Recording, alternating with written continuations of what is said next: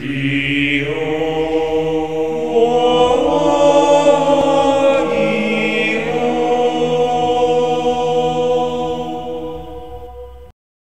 morning, YouTube, and today we have ourselves a Venom deck profile. This is definitely an older one that I used to have. Again, I've been going on this nostalgia trip and like rebuilding all my older decks and trying to make them a little bit better, since I'm a little bit better of a player than I was.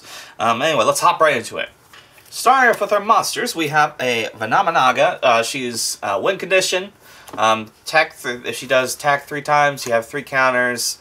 You win the game. Pretty darn great and self-explanatory. She gains 500 attack for each reptile in your graveyard. If she's sent to the graveyard, you can banish something in special round. It's pretty darn cool. Always a great, fantastic boss monster, and a nice little thing that not as many people expect to run into, and so she's kind of fun. Next, we run a playset of Venom, because Venom is special summonable from graveyard. He brings himself back. He gives a nice bunch of little boosts. 500 for each reptile in the graveyard. Fantastic. Seeing with Snake Rain, there's just so many options to get him out, so I like to run him as a playset. And next, we run a Venom Boa, because Boa was one of those 5-star monsters, like, okay, yeah, he's too good to make him a 4-star monster, because he could place 2 Venom counters on monsters. Anyway, so we run just one of him, mostly for our Snake Rain target. Triple Venom Snakes, triple Venom Serpents.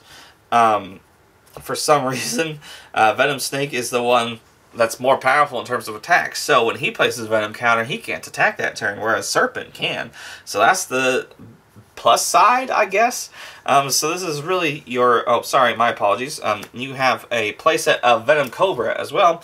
This is your Venom lineup. It's a nice little 10-card thing that they all kind of brick, but they're kind of fun in the same sense. You have this 2000 defense that can be brought out with this Rescue Rabbit, and it works great with this deck. Believe me, don't doubt it, especially when you see all these bricky monsters. It's really quite fun.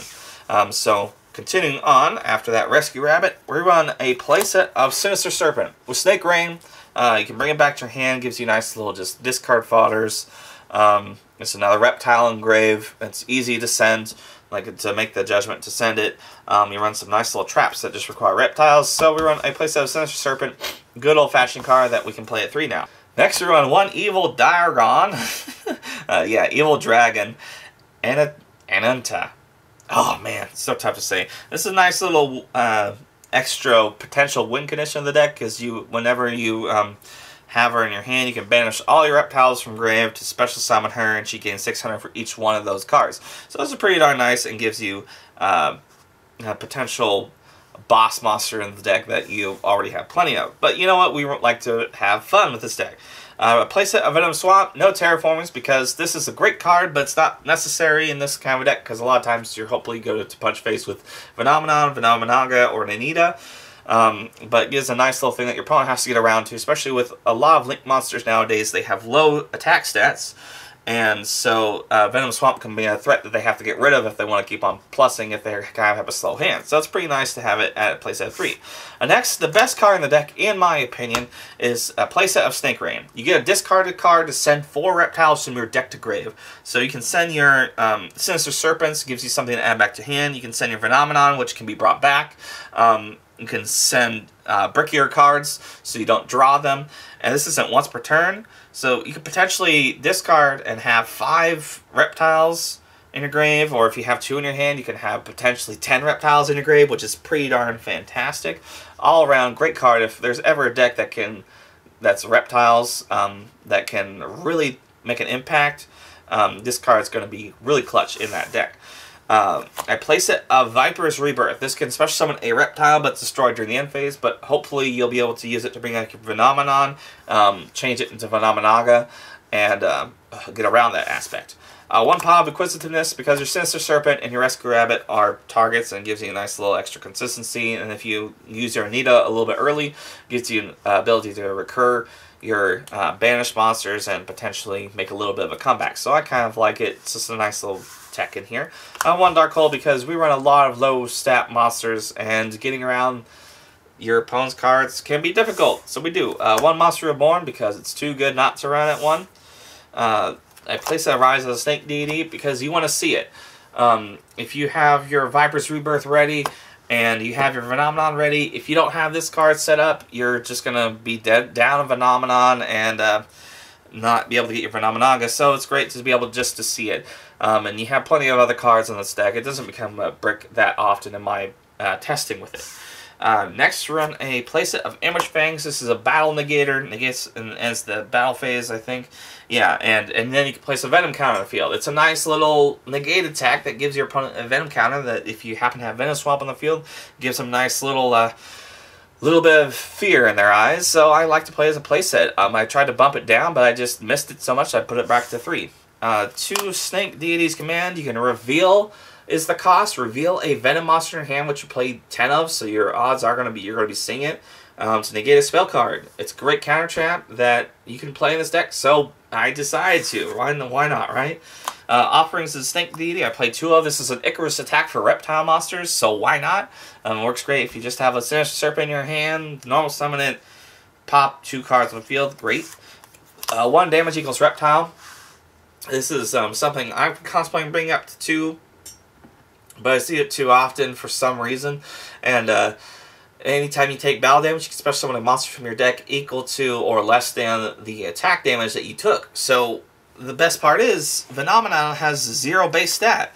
So you just normal summon, you attack into something, you get an instant Phenomenon, and then he becomes a 3,000 plus beer or whatever you have set up on at the time, and you're ready to punch face. So that's pretty darn fantastic. Moving on to the extra deck. This is pretty irrelevant in this deck. There's a lot of fun builds. There are so many different kinds of builds for this deck online, so there's not really a definitive build. But I saw someone that played Starving Venom Dragon because Venom monster. So they played Starving Venom, and they can get him out pretty easily. So that's a pretty nice thing. It works with Venom Swamp, because he doesn't get the counter, so it's a nice little thing. But this is my personal take on the extra deck. Let's hop into it. Really, the most important thing is this King of Feral Imps. You're hardly ever going to be going into more than once in a duel, so I only play him at 1. I've been contemplating bumping up to 2, obviously, for that, but, you know, we'll just keep him at 1. He searches for Reptile, so play him. We run a Break Sword, wind up Zenmaines for some reason, a Dante, just to dump your reptiles to grave. 1 Castell, 1 Minerva, again, just to dump cards to grave, that's kind of a thing. Cowboy, I'd be surprised how many times I still activate Cowboy. 101, Baguska, Dark Rebellion, Tornado Dragon, and we run 2 misses because you run a few Earths in here.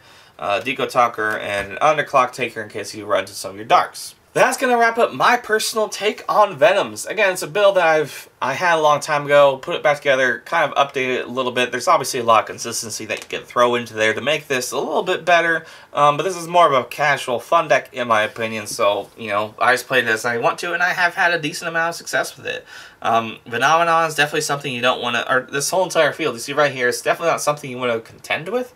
In terms of having options in a deck, you have your Venom Swamp as a potential just removal per turns. You have 3 different win conditions. You have like your Anita that can get pretty big. You can get your Phenomenaga, who actually is a win condition, and you have Phenomenon, who can be brought out pretty easily. You have your Stinker, and this makes this deck so much more consistent, and I don't know, it's for some strange reason, it's quite fun.